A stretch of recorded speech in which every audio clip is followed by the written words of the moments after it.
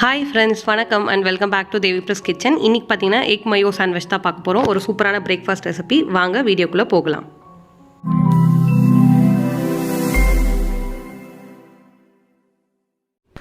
இப்போ ஒரு மிக்சிங் பவுலில் நான் ஒரு கேரட் கிரேட் பண்ணி எடுத்திருக்கேன். ஒரு 1/4 கிலோ கோஸ் அதே மாதிரி கிரேட் பண்ணி எடுத்திருக்கேன். ஒரு பாதி குடமிளகாவை குட்டி குட்டியாக சாப் பண்ணி எடுத்து வச்சுருக்கேன். கொரியண்டரும் நல்லா வாஷ் பண்ணி எடுத்து வச்சுருக்கேன். இப்போ பார்த்திங்கன்னா நம்ம மயோ ஆட் பண்ணியிருக்கேன், மைனேஸ் ஆட் பண்ணியிருக்கேன். ஸோ இதை ஆட் பண்ணிவிட்டு கம்ப்ளீட்டாக மிக்ஸ் பண்ணி எடுத்துக்கோங்க இந்த வெஜிடபிள்ஸோட. வேணும்னா இது கூட நீங்கள் பெப்பர் அதெல்லாம் ஆட் பண்ணிக்கலாம். நான் சிம்பிளாக இதோட விட்டுட்டேன். நான் இது கம்ப்ளீட்டாக மிக்ஸ் பண்ணி எடுத்து வச்சுக்கோங்க. கூட நான் கொஞ்சமாக ஆரிகானோ மட்டும் சேர்த்துருக்கேன், இட்டாலியன் சீசனிங். உங்களுக்கு வேணும்னா ஆட் பண்ணிக்கோங்க, அப்படி இல்லைனா அப்படியே கூட விட்டுக்கலாம். அடுத்து பார்த்திங்கன்னா ஒரு 4 முட்டை உடச்சி நம்ம ஒரு பவுலில் சேர்த்துக்கலாம்.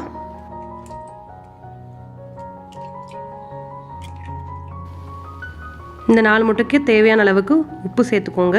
கூடவே பார்த்திங்கன்னா மிளகு பொடி சேர்த்துருக்கேன். கூடவே சில்லி பவுடர் கொஞ்சமாக சேர்த்துருக்கேன்.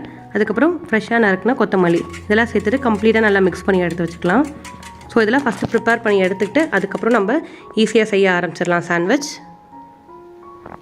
ஸோ ஒரு பேனில் பட்டர் சேர்த்துருக்கேன். ஃபஸ்ட்டு ஒரு ப்ரெட்டை எடுத்துகிட்டு அது நம்ம எக்கில் டிப் பண்ணி எடுத்துக்கலாம். டிப் பண்ணி எடுத்துகிட்டு 2 பக்கமும் நல்லா டோஸ்ட் பண்ணி எடுத்துக்கலாம். உங்கள்கிட்ட சாண்ட்விச் டோஸ்டர் இருந்தால் அதுலேயும் நீங்கள் பண்ணி எடுத்துக்கலாம். ஸோ 2 பக்கமும் நல்லா ரோஸ்ட் ஆகிற அளவுக்கு திருப்பி போட்டு எடுத்துக்கோங்க. பட்டர் வேணும்னா ஆப்ஷன் தான், அப்படி இல்லைனா கீயும் யூஸ் பண்ணிக்கோங்களாம், அப்படி இல்லைனா ஆயிலும் யூஸ் பண்ணிக்கலாம்.